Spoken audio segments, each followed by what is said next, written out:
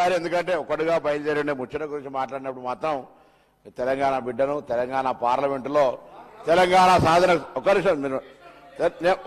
తెలంగాణ సాధనకు సంబంధించి నేను ఇవాళ తెలంగాణ ఏర్పాటుకు సంబంధించిన వినండి నేను విభజన హామీలకు సంబంధించి అమలు పట్ల గత 10 సంవత్సరాలుగా ఈ ప్రభుత్వం ఏం చేసిందో చెప్పాల్సిన అవసరం ఉంది అధ్యక్ష.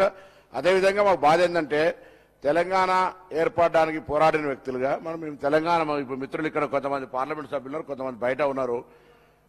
మాకెన్నడూ కలవడానికి అవకాశం లేదు అధ్యక్ష. కానీ రాయలసీమకు వెళ్ళిపోయి మళ్ళీ ఎవరైనా మాట్లాడితే కూడా అవకాశం లేకుండా ఎదుటికి జీవితైనా అజీర్తైనా రాయలసీమ రత్నాల వీణ కావాల్సిందే. రాయలసీమ తెలంగాణ కొట్లాడింది దేని కొరకు అధ్యక్ష? తెలంగాణ నీళ్లు నిధులు నియామకాల కోసం కొట్లాడితే రాయలసీమపై భోజనం చేసి రాయలసీమకు సంబంధించి ప్రశంసిస్తే ఇలా మా గుండె బాధపడదు అధ్యక్ష. తెలంగాణ వ్యతిరేకించిన బిడ్డలకు రెడ్ కార్పెట్ వేసినటువంటి ప్రగతి భవన్, అదేవిధంగా తెలంగాణ విభజన కొరకు మా నాయకుడు కొడుకైనా కూడా జగన్మోహన్ రెడ్డి గారితో ముఖ్యమంత్రితో విభేదించిన మేము. కానీ మీరేమో ఇంటికి పిలిచి ఫ్లవర్ బొకేలు ఇచ్చి స్వాగతం చెప్పి తెలంగాణకు అన్యాయం జరుగుతుంటే ప్రాజెక్టు జరిగి ఈరోజు ఫౌండేషన్ వేస్తుంటే మాట్లాడకుండా ఉండి ఎలా మీరే షిర్రు మీరు చూసుకున్నారు. ఎవరు తీసారు అధ్యక్ష? 44 టీఎంసీ నుంచి 88 టీఎంసీకి అసెంబ్లీలో ఎవరు ప్రకటించారు అధ్యక్ష? ఇవాళ మీరు తెలంగాణ